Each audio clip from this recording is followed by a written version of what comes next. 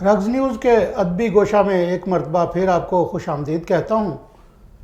تو ہم بات کر رہے تھے گوجرانوالہ کے ادبی پس منظر کی، یہاں ہم بات کرتے ہیں تلونڈی موسیٰ خان کی، جو میرے گوجرانوالہ کا ایک مردم خیز قصبہ ہے۔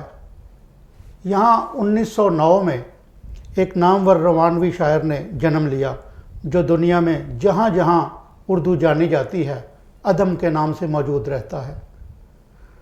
1934 سے 1985 تک آپ کے 48 مجموعہ کلام شائع ہوئے، جن میں نقش دوام، خرابات، آب زر، نگار خانہ اور بہت سی کتب۔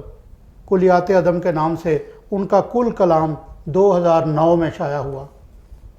عشق کے روگ مار دیتے ہیں ہنس صاحب، عشق کے روگ مار دیتے ہیں، عقل کے سوگ مار دیتے ہیں، آپ تو کوئی خود نہیں مرتا، دوسرے لوگ مار دیتے ہیں۔ واہ!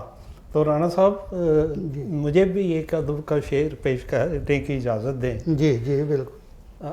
کہتے ہیں کہ ساقی نہ پوچھ کس طرح پہنچے تیرے حضور، واہ!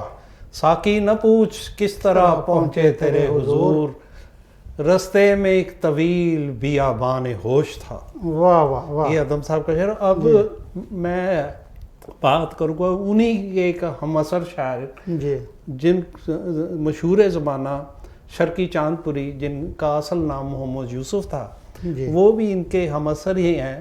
ان کی پیدائش ہے 1899 میں، یہ بجنور کے ضلع میں چاند پور کے مقام پر پیدا ہوئے۔ جی جی تو 1914 میں آپ بسلسلہ روزگار بمبئی چلے گئے، اور وہاں ان کا شعری ذوق پروان چڑھا، تو امین القدر قمر الہ آبادی کے شاگرد ہوئے۔ جی تو 1920 میں یہ گوجرانوالہ آ گئے۔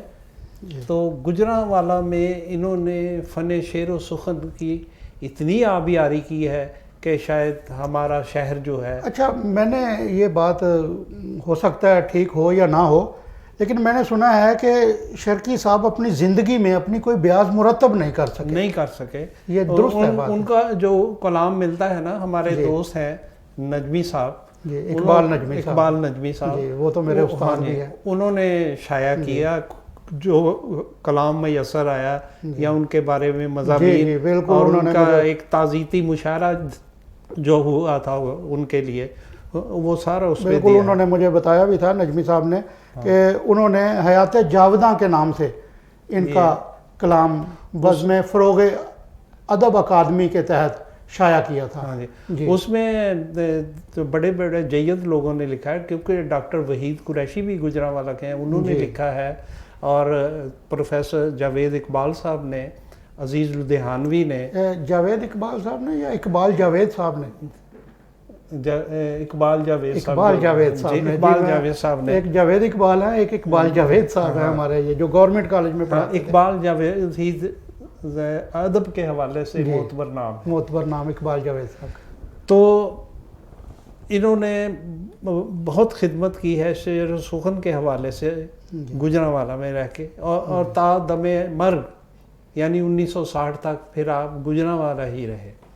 اور احسان دانش صاحب کے ساتھ ان کے بڑے تعلقات تھے، بلکہ وہ یہ خواہش کرتے تھے کہ شرقی صاحب اگر آپ کا کلام چھپا تو اس کا پیش لفظ میں لکھوں گا۔ جی تو وہ دنیا سے پہلے ہی چلے گئے، کلام بھی ادھر ادھر بکھر گیا۔ ہاں، 1948 میں جب مرکزی بزم اقبال کی بنیاد رکھی گئی، تو شاعر جو لوگ ہجرت کر کے بھی آئے تھے سب اکٹھے ہوئے، تو انہوں نے مرکزی بزم اقبال کا پہلا صدر جو منتخب ہوئے وہ بھی شرقی صاحب ہی تھے، اور میرا خیال ہے تا دم مرگ وہ صدر ہی رہے۔ جی، یہ شرقی چاند پوری کے ساتھ ساتھ ہم عدم کو ڈسکس کر رہے تھے، تو آپ کی ماشاءاللہ ایک سے ہے، آپ بڑے شاعر ہیں، آپ نے عدم صاحب کے ساتھ کوئی مشاعرہ؟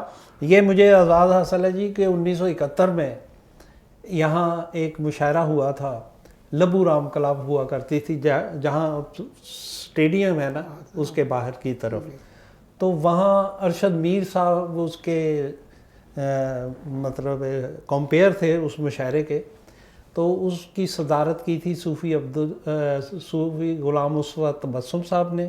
اس میں احسان دانش صاحب بھی تشریف لائے تھے، ادم صاحب بھی تھے، اور ایوب رومانی تھے.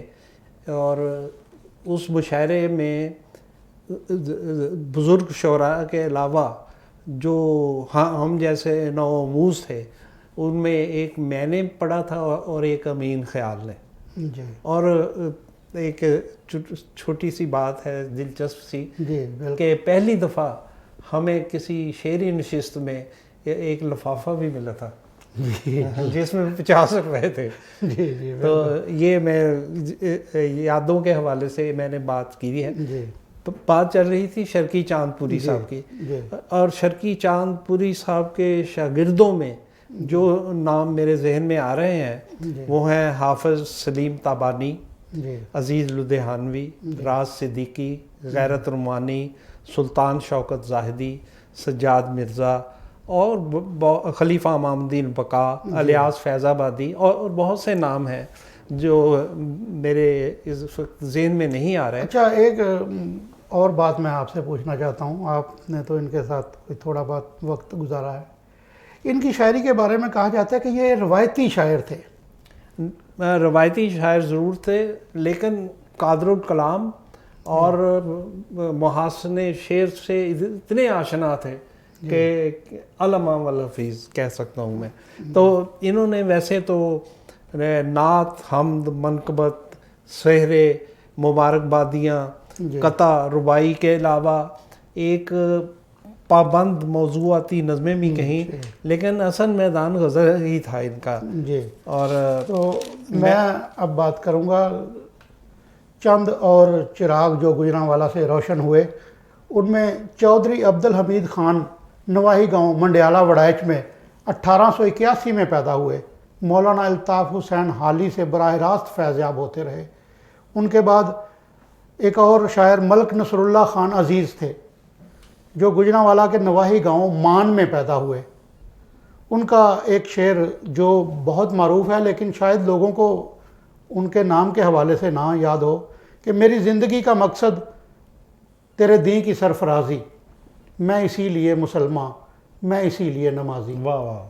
تو ناظرین کرام، بات تو آگے چلتی رہے گی، لیکن یہاں وقت ہوا ہے ایک چھوٹے سے بریک کا.